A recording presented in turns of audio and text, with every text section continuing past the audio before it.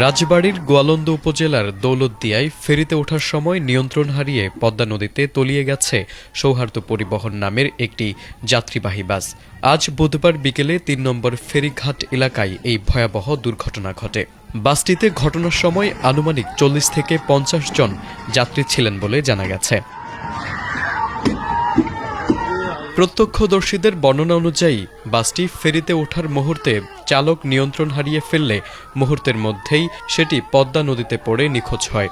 দুর্ঘটনার পরপরই স্থানীয়দের প্রচেষ্টায় তাৎক্ষণিকভাবে ১০ থেকে ১২ জনকে উদ্ধার করা সম্ভব হলেও বাকি যাত্রীদের ভাগ্যে কী ঘটেছে তা নিয়ে চরম উৎকণ্ঠা বিরাজ করছে।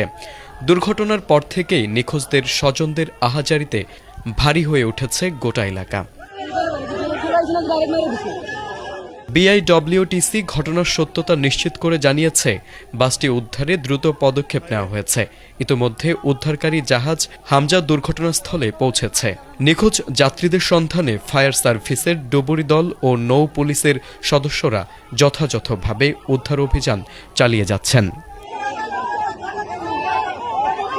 তারেক আজিজ, এটিএন বাংলা।